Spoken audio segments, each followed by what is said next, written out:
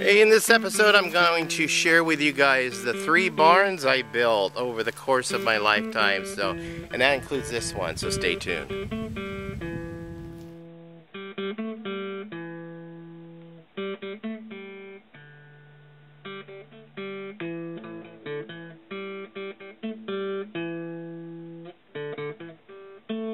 Hello, welcome back to Pine Meadows Hobby Farm. I'm your host, Jerry Hansen. I'm down the street right now on this part of the segment at Acorn Acres, and this is the place where we lived for several years.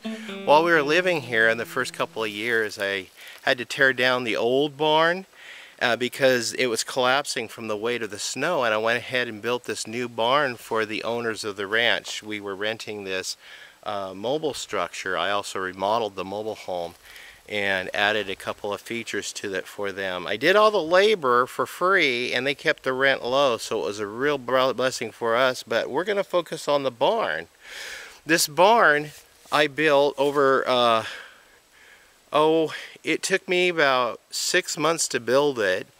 It was 1994 when I built it, and this is 2018, so it shows you just how sturdy this structure is. It withstood 3 earthquakes that we endured up here, several very high windstorms, and some epic snowstorms, especially the one that happened in January of last year. We had an epic snowfall. We had 18 inches overnight, so it put a lot of weight and pressure on the roof, but it still withstood all of that pressure.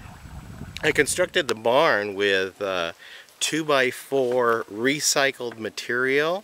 I did it 16 inches on center and put the walls up. This is board and well, it's not board and batten. I tried to do the board and batten, but I decided just to do the board and space them so it'll allow air in and out. And this is where I raised my milk goats. I had some Nubian goats that I raised out of here, and we also included a little area here for the chickens. So I had a little chicken coop I built in and some rabbits. So yeah, this barn was very functional. We did a regular unpainted galvanized roof material, so you can see from the structure itself it's withstood a lot. The barn measures 20 feet by 20 feet, and I have 2 stalls that I put inside that were 10 foot by 10 foot stalls, and then the other part was basically 10 by 20, but I partitioned one end of it off for the chicken coop. So this barn was the first barn I ever built, and I used a lot of repurposed material that I salvaged from the original barn. The other material from the barn just wasn't salvageable, so we ended up burning it. And the boards, the outside siding, is probably the only new stuff I bought, including the roofing rafters and also the roofing material itself. I want to add that the barn boards were actually harvested right here, and the next door neighbor has a sawmill, and so he milled all of that timber for us. Well, that completes the tour of this first barn that I built. Now we're going to head on back down to my place, and we'll go ahead and talk about the second barn I built.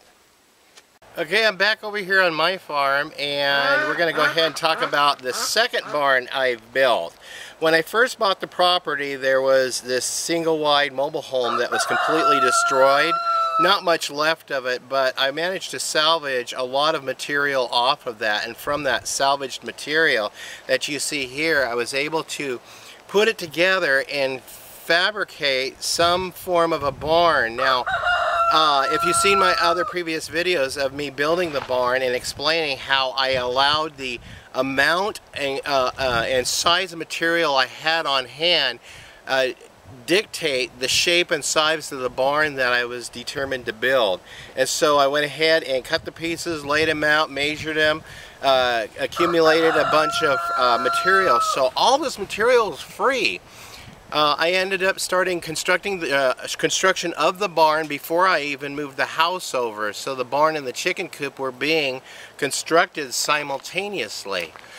Once the barn was up, I went ahead and painted it, and that was basically the only cost I put into that barn is paint and screws, about $120. Everything else I got for free. Until the night of, or the early in the morning at 4 a.m. on Friday the 13th of April 2018, I was woken by some noise outside. Horrified, I found my barn fully engulfed in flames.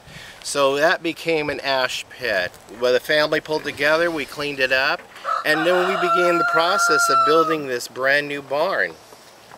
Now, this barn differs greatly from the first two barns I constructed, because this barn I did not have to paint, because the siding I purchased was already pre-colored, and I just had to have it cut. I had it custom cut into the lengths I needed it, except for a couple of pieces I used that skill saw with a reversed blade attached to it to be able to cut it.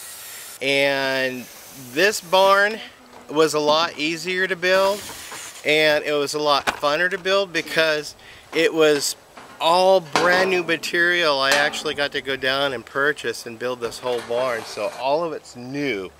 And that was great because the first barn that burnt down was insured.